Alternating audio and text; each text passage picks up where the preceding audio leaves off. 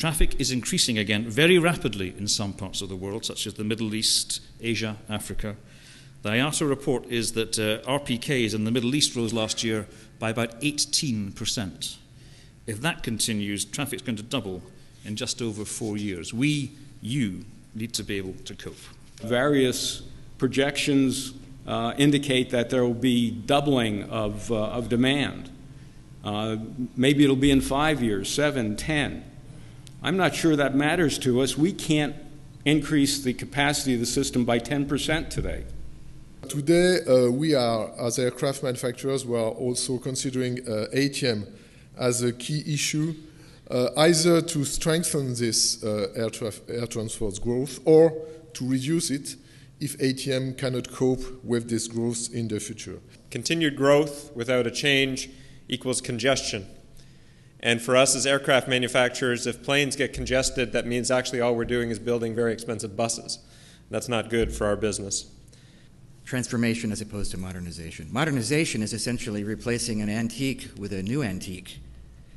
New antique might have an upgrade with a new display, or it might break down less often, but it's essentially a newer version of the same thing. Airports and airlines are spending billions on expansion to accommodate growth and contribute to the local economies.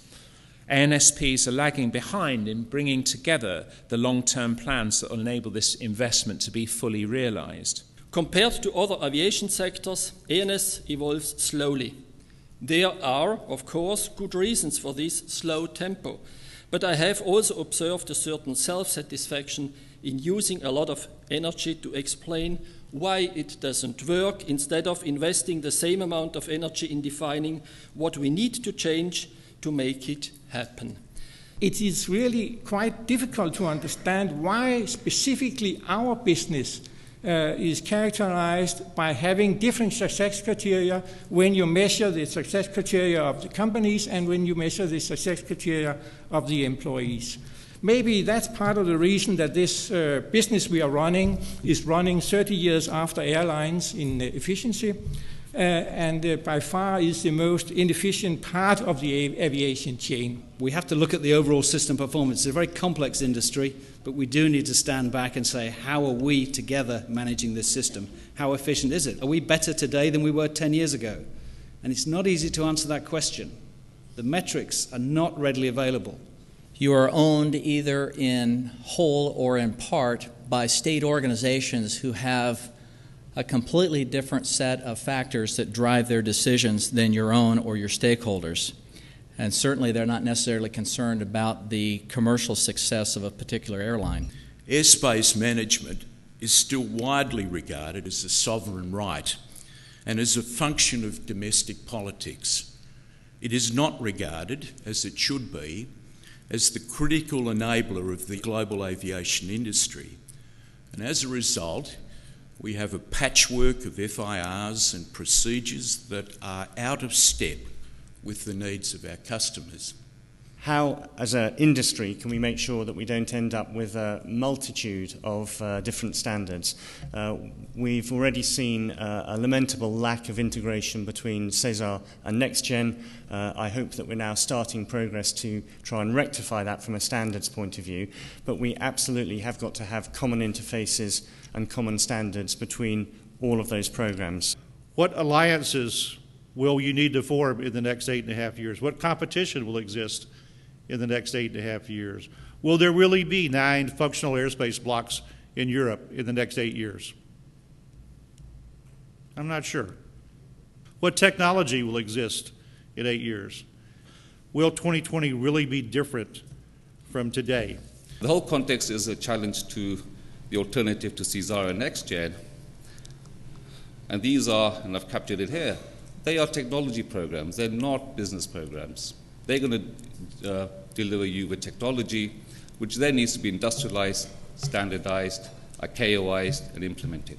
I don't have anybody telling me what the next-gen CESAR and the next generation for all the other countries' outcomes are going to be. I don't know what the safety mandates are going to be. I don't know what the separation optimization is going to look like. So I'm building a system and hoping when the technology is done, I'll have outcomes. You got to get over the policies and the politics and the protectionism and the parochialism and bring real leadership to this industry if you want to get the next generation technology solution set in place to help those airlines. Once we decide what the ETCO of tomorrow needs, or what we want that ETCO of tomorrow to look like, then we should be telling the technology providers to make sure they build the technology in a way that suits us. We don't want competition on the technology level, we want competition on the service level. It's got to be at the service level. The issue is not the technology. ATM is not a product. ATM is a service. The other issue is that of customer or client-centric culture. That it's about us intimately and passionately understanding who are we serving and what issues they have that we need to address so that we can be able to actually stay current and relevant to the industry that we serve. We have a united industry approach on this challenge of environment and particularly climate change, and we have a clear vision and strategy. We've clearly identified that technology, biofuels, ATM are the three biggest components of actually helping us reach the targets that we've set. It's our collective responsibility, working in unison to ensure that the global air transport system can respond to demand in harmonized manner. I think it's been an outstanding day of information. It really feels like a watershed moment for the industry.